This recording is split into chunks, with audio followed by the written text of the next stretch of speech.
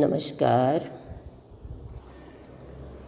आज के सत्र में हम एक विशेष प्रकार की निद्रा का अभ्यास करने जा रहे हैं, जो सजग निद्रा है। जागते हुए ही शरीर के हर अंग को विश्राम देना, मन को भी इतना विश्राम देना। इस क्रिया के बाद हम ऐसा महसूस करें कि जैसे कई घंटे की नींद करके, गहरी नींद करके उठे हों। इसके लिए पीठ के बल शवासन में लेट जाएं। पैरों में 1-1.5 फुट जितना फासला रखें। हाथों को शरीर से 5-6 इंच की दूरी पर रखें। मुट्ठियाँ अधखुली आसमान की ओर रुख किए हुए, शरीर बिल्कुल शांत और शिथिल। अभी मैं 3 बार एक वाक्य बोलूँगी, जिसे आपने मन ही मन दोहराना है। मैं चित्त शुद्धि के लिए योग निद्रा का अभ्यास कर रही हूँ। मैं चित्त शुद्धि के लिए योग निद्रा का अभ्यास कर रही हूँ। मैं चित्त शुद्धि के लिए योग निद्रा का अभ्यास कर रही हूँ। अब मैं जिस अंग का नाम लूँ, मन को उस अंग पर टिकाएं, बड़े ध्यान से निहारें। ऊपर की त्वचा, अंदर मांसपेशियाँ, रक्त का भ्रमण, फैट, यहाँ तक कि हड्डी भी महसूस होने लगे। मन को इतनी गहराई में लेके जाएंगे जैसे किसी अंधेरी गुफा में टॉर्च लेकर जा रहे हैं और गुफा की हर चीज़ को बड़े ध्यान से निहार रहे हों। ध्यान टिकाने के बाद उसे शिथिलता का निर्देश दें और उस अंग को बिल्कुल ढीला छोड़कर आती हुई शिथिलता को महसूस करें। मन को टिकाएं दाहिने पैर के अंगूठे पर, शांत और शिथिल छोड़ें। अंगूठे के पास की दूसरी उंगली, तीसरी उंगली, चौथी उंगली, 5वीं उंगली, पैर का तलवा, पैर का ऊपर का भाग, एड़ी, टखना, पूरा पैर शांत और शिथिल हो गया। अब धीरे धीरे टखने को चारों ओर से निहारें, शांत शिथिल छोड़ें। टखने से घुटने की तरफ बढ़ेंगे। थोड़ी थोड़ी दूरी तय करते करते पिंडली को ढीला छोड़ते छोड़ते घुटने तक पहुँचें। घुटने से कूल्हे की तरफ बढ़ेंगे। घुटने को चारों ओर से निहारें। ऐसे भाव बनाएं कि मेरा घुटना स्वस्थ है, लचीला है, इसके चलने में कोई अड़चन नहीं है। जंघा वाले भाग को देखें। थोड़ी थोड़ी दूरी तय करते करते करते करते कूल्हे तक पहुँचें। कूल्हे के जोड़ को निहारें। अनुभव करें दाहिनी टांग शांत शिथिल हो गई। इसी प्रकार बाएं पैर के अंगूठे पर ध्यान टिकाएं, बड़े ध्यान से देखें, शिथिलता का निर्देश दें, शिथिल होता अनुभव करें। अंगूठे के पास की दूसरी उंगली, तीसरी उंगली, चौथी उंगली, पांचवी उंगली, पैर का तलवा, पैर का ऊपर का भाग, एड़ी, टखना, पिंडली, घुटना, जंघा, कूल्हा, कूल्हे का जोड़, बाईं टांग भी शांत शिथिल हो गई। दोनों टांगें समान रूप से शांत शिथिल हुई। अब अपने मन को दाहिने हाथ के अंगूठे पर टिकाएं, बड़े ध्यान से देखें, शांत शिथिल छोड़ें और आती हुई शिथिलता अनुभव करें। अंगूठे के पास की दूसरी उंगली, तीसरी उंगली, चौथी उंगली, पांचवी उंगली, हाथ की हथेली, हाथ का पीछे का भाग, कलाई का जोड़, आगे की भुजा, कोहनी, ऊपरी भुजा, कंधा, कंधे का जोड़। दाहिनी भुजा भी शांत और शिथिल हुई। अब मन को टिकाएं बाएं हाथ के अंगूठे पर, ध्यान से निहारें, शांत शिथिल छोड़ें, आती हुई शिथिलता अनुभव करें। अंगूठे के पास की दूसरी उंगली, तीसरी उंगली, चौथी उंगली, पांचवी उंगली, हाथ की हथेली, हाथ का पीछे का भाग, कलाई, आगे की भुजा, कोहनी, ऊपरी भुजा, कंधा, कंधे का जोड़। बाईं भुजा भी शांत और शिथिल हो गई। दोनों भुजाएं, दोनों टांगें समान रूप से शांत शिथिल हुई। मैंने स्वयं इसे शांत शिथिल किया है। अब मन को ले जाएं रीढ़ के अंतिम छोर पर, टेल बोन पर। रीढ़ में से निकलने वाली नस नाड़ियों को ढीला छोड़ते छोड़ते इर्द गिर्द की मांसपेशियों को ढीला छोड़ते छोड़ते कूल्हे वाले भाग से कमर की तरफ बढ़ें। अंग अंग को देखते देखते ढीला छोड़ते छोड़ते कमर तक पहुँचें। थोड़ी थोड़ी दूरी तय करते करते कमर से पीठ की तरफ, पीठ से कंधों की तरफ, पूरा पिछवाड़ा शांत शिथिल हो गया। अब मन को आगे लाएं, पेड़ों के अंगों पर ध्यान टिकाएं, शांत शिथिल छोड़ें, पेट के अंगों को निहारें, गुर्दे, लीवर, स्प्लीन, पैंक्रियाज, आंतें,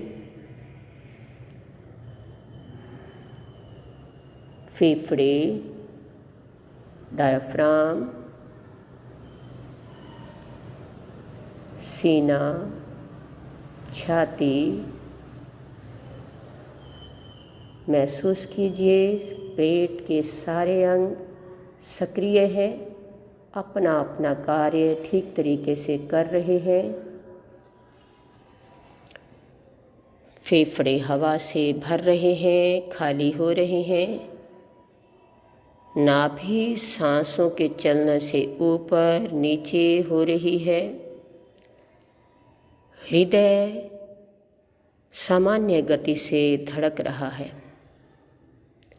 हृदय की धड़कन को सुनने का प्रयास करें।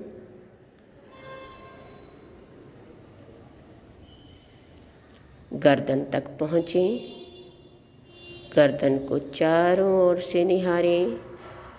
शांत शिथिल छोड़ें।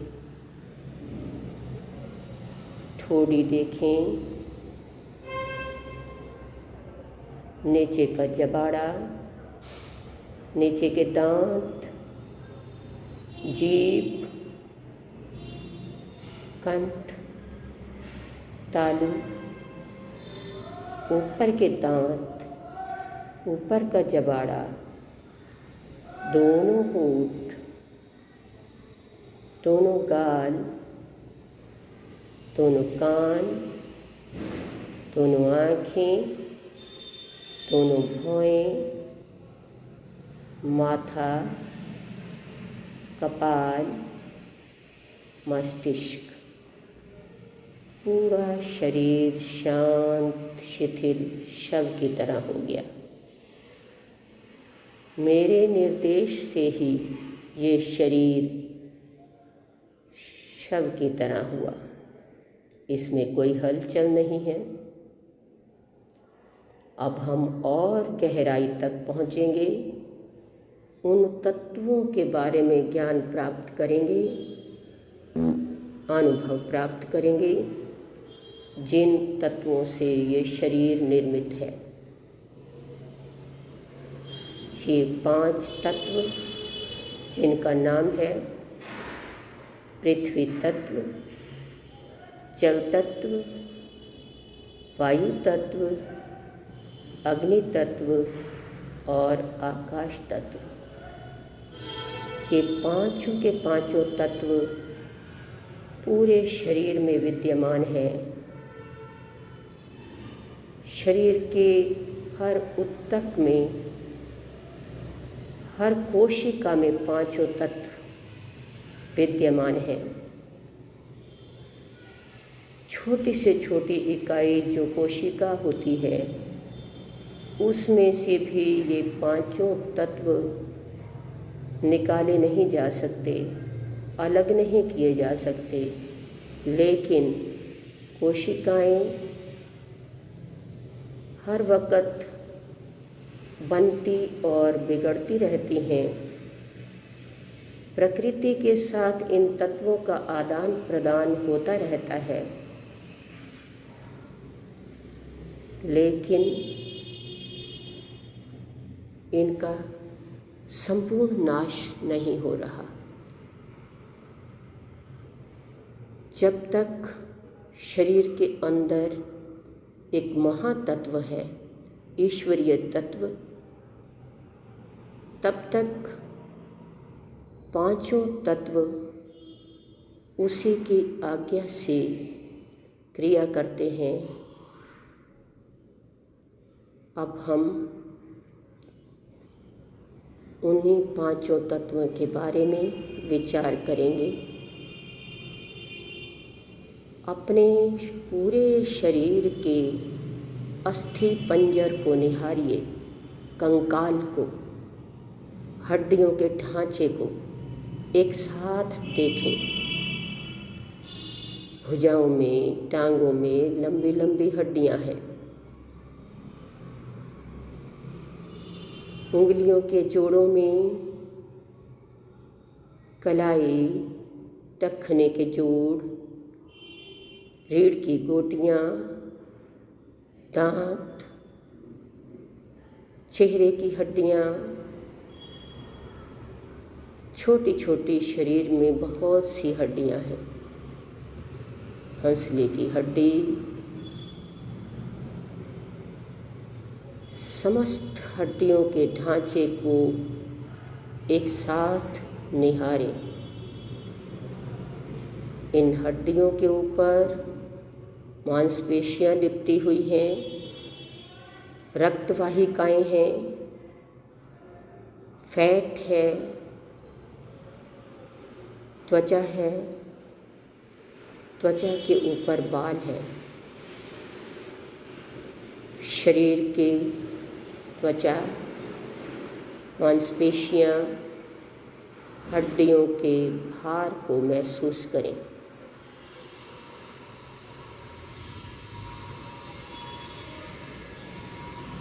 ये समस्त भारीपन ठोस पदार्थ के कारण है जो पृथ्वी तत्व कहलाता है। मृत्यु के पश्चात शरीर को जलाने पर ये पृथ्वी तत्व जलकर राख मिट्टी हो जाता है, बाहर की मिट्टी के साथ मिल जाता है। मूलतः बाहर की मिट्टी और भीतर की मिट्टी में कोई अंतर नहीं है। जो कुछ ब्रह्मांड में है वही शरीर में। अब हम जल तत्व का ध्यान करेंगे। शरीर में जो तरल पदार्थ बह रहा है रक्त के रूप में,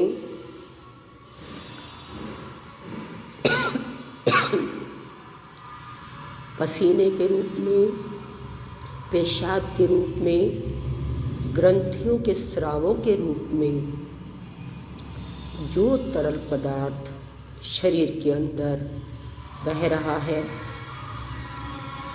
ये हमारा जल तत्व है। मृत्यु के पश्चात ये जल तत्व वाष्प बनकर बाहर के जल के साथ मिल जाता है। मूलतः भीतर का जल और बाहर के जल में कोई अंतर नहीं है। अब हम ध्यान करेंगे वायु तत्व का। अनुभव कीजिए जो हम सांस ले रहे हैं बाहर की वायु से ही अंदर ले रहे हैं।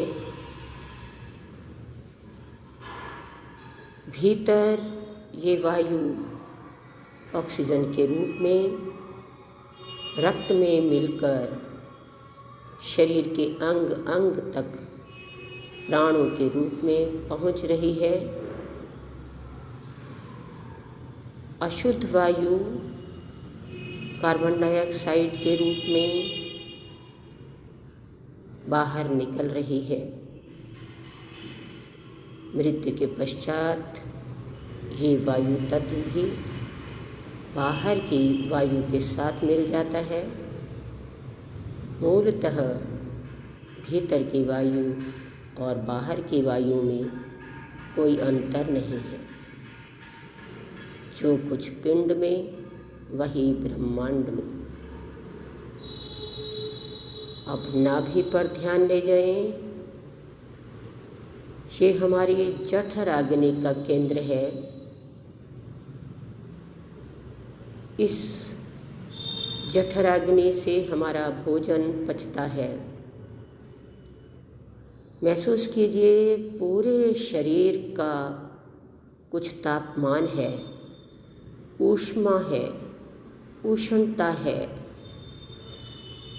सर्दी हो या गर्मी हो, शरीर का तापमान बना रहता है। ये हमारा अग्नि तत्व है। मृत्यु के पश्चात ये अग्नि तत्व भी बाहर की अग्नि के साथ मिल जाता है। इस प्रकार भीतर की अग्नि और बाहर की अग्नि में कोई अंतर नहीं है। अब पांचवा तत्व आकाश तत्व का ध्यान कीजिए। आकाश अर्थात शून्य, खाली स्थान। हमारे समस्त शरीर पिंड में असंख्य खाली स्थान है। पोल ही पोल, छोटी से छोटी शरीर की इकाई जो कोशिका होती है उसमें भी खाली स्थान विद्यमान है, वैक्यूल्स के रूप में। इसी को आकाश तत्व कहते हैं। पोल ही पोल, खाली स्थान ही खाली स्थान। इसी के कारण हमारे शरीर में लचक है, हिलाने से हिलता है, दबाने से दबता है। मूलतः भीतर के आकाश और बाहर के आकाश में भी कोई अंतर नहीं है। अब हम एक महातत्व की कल्पना करेंगे, ईश्वरीय तत्व, चेतन शक्ति, जिसके होने से ही ये पांचों तत्व कार्य करते हैं। न होने से शरीर शब्द को कहलाता है, बॉडी कहलाता है, उसका कोई नाम नहीं रहता। और ये पांचों तत्व डिकम्पोज होकर प्रकृति के साथ मिल जाते हैं।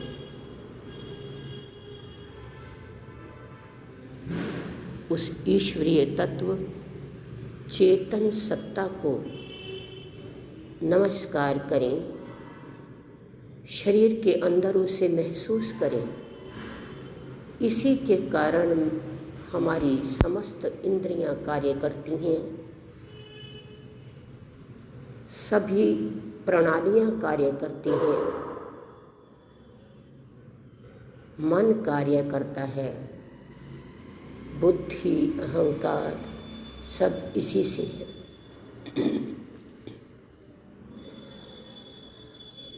उसका ध्यान करें, महसूस करें, नमन करें।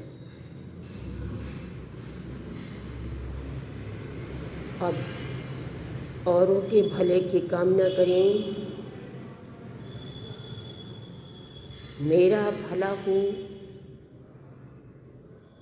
औरों का भला हो, समस्त मानव जाति का भला हो, सभी प्राणियों का भला हो, सभी सुखी रहें, स्वस्थ रहें, निरोगी रहें। अब एक लंबी ओम की ध्वनि करेंगे, सांस भर लें, शुरू करें।